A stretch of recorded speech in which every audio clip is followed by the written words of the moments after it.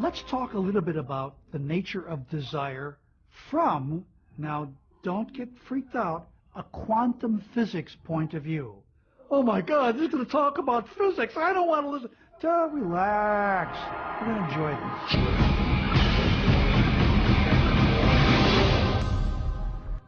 When we look around us, even at our own bodies, what we see is the tip of the iceberg. We could say the classical tip of an immense quantum mechanical iceberg. Everything in the universe is energy.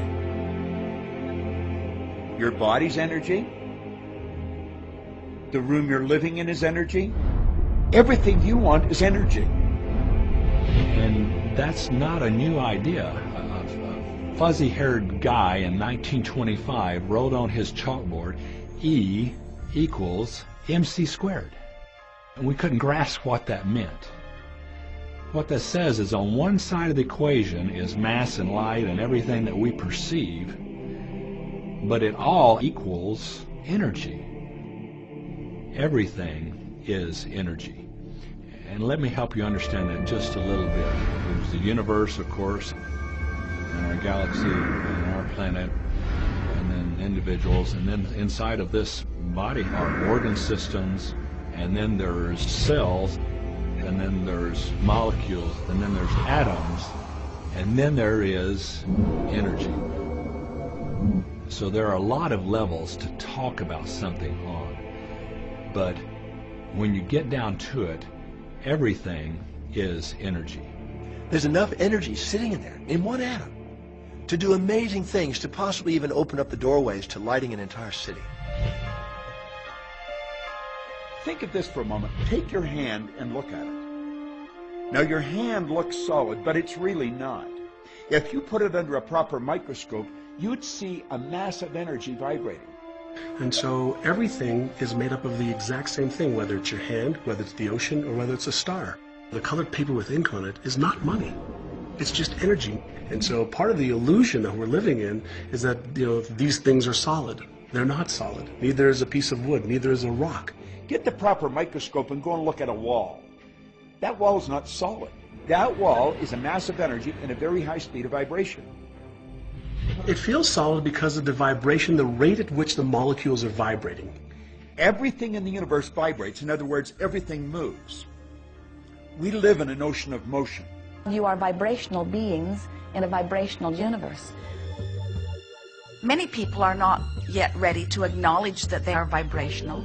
They prefer to see themselves as blood and bone specimens that they see in the mirror. And we want to remind you that everything that you observe with your physical senses is vibrational interpretation. In other words, you hear because your ears translate vibration. You see because your eyes translate vibration. You smell because your nose translates vibration. Your fingertips are translating vibration. Your tongue is translating vibration. All of your senses are about the translation of vibration, and that's why you are able to perceive your environment in the way that you do. So it's very difficult for us as scientists or engineers or medical doctors or anybody to come to terms with the fact that what our senses are telling us is really not the whole story. We've been so taught to live with our physical senses, hear, see, smell, taste, and touch. But our physical senses lie. Our physical senses don't tell us the truth. If you only judged by your sensory factors, you'd believe the sun took a bath in the ocean every night and burrowed through the earth and was reborn on the eastern shore the next morning. I mean, the ancients used to believe that, but now you know better than that. If you judged only by your sensory factors, you'd believe that train tracks met in the distance. But you know better than that, and you turn away from your senses. If you lived only by your sensory factors, you'd believe that a dog whistle made no sound. But you know better than that, so you turn away from your sensory factors and you stand out in your yard and you blow away. And yet how many times, if we're not careful, do we find ourselves living at nothing more than the sensory level?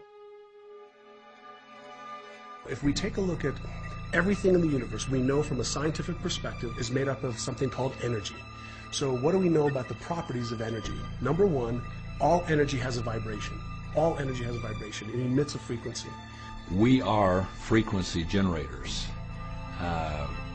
If you get close to someone's skin, you can feel infrared energy being given off. If you look at them, you're seeing light energy given off. We now have scans where you can put a machine around somebody's head instead of putting the electrodes on their head, and perceive and record the energy that their brain is giving off. The most potent form of energy, by the way, is thought. It penetrates all space and all time. Every thought has a frequency. We can measure a thought. What most people don't understand is a thought has a biochemical and biological property. Every thought, which means it has a frequency. And so if you're thinking that thought over and over and over again, or if you're imagining in your mind, okay, having that brand new car, having the money that you need, building that company, finding your soulmate, if you imagine what that looks like, you're emitting that frequency on a consistent basis. Our job as humans is to hold on to the thoughts of what we want, make it absolute clear in our minds what we want, and from that we start to invoke one of the greatest laws in the universe. You've probably been sitting there wondering, what is the secret? I'll tell you how I have come to understand it.